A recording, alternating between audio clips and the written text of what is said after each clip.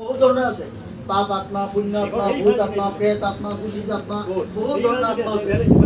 যাই যেনেকুৱা কৰ্ম কৰে আত্মাই কৰাই কিন্তু কৰ্মটো মোৰ আত্মাক যদি ভাল হ'ব শুদ্ধ হ'ব মোৰ শৰীৰৰ দ্বাৰা শুদ্ধ কৰ্মই হ'ব বেয়া কৰ্ম কেতিয়াও নহয় আত্মাই এইবিলাক কৰ্ম কৰায় শৰীৰত আত্মা নাথাকিলে ত্যাগ কৰি জ্বলাই দিব ক'ব নোৱাৰিব জ্বলাইছে বুলি মোক কিয় জ্বলাইছে আপুনি ক'ব নোৱাৰিব কিয় আত্মা নাই শৰীৰত তদ্রুপ আত্মা সম্পূর্ণ কর্ম করায়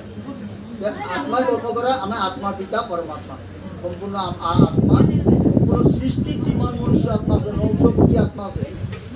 এই 900 কোটি আত্মার পিতা হল পরম পিতা পরমাত্মা আমি মানিব লাগিব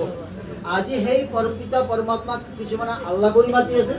কিছুমানে গড কৰি মাতি আছে কিছুমানে ঈশ্বৰ কৰি মাতি আছে আমি পৰম পিতা পৰমাত্মা শিব কৰি আছো শিৱৰ অৰ্থ হল কল্যাণকাৰী শিৱৰ অৰ্থ হল ডিকশনাৰি খুলিলে তোমালোকে পাবা শিৱৰ অৰ্থ হল কল্যাণকাৰী কিন্তু শিৱৰ আৰু এটা অৰ্থ আছে শিৱৰ অৰ্থ হল মুক্তি নিৰাকাৰ আত্মা পৰম পিতা পৰমাত্মা নিৰাকাৰ আত্মা তেওঁ পূজা কৰিব নোৱাৰে তাৰ মূৰ্তি এটা লাগিব পূজা কৰাৰ কাৰণে তাৰ মূৰ্তি বনাইছে সেই মূৰ্তিটোৰ অৰ্থ হল শিৱ মূৰ্তিটোৰ অৰ্থ হল শিৱ ঠিক আছে কিন্তু শিৱৰ অৰ্থ হল কল্যাণকাৰী সম্পূর্ণ সৃষ্টির কল্যাণ করব এই ঈশ্বরীয় স্কুল পরম পিতা পরমাত্মা স্থাপন করছে এই স্কুল যোনে আহে তার তো কল্যাণ হবই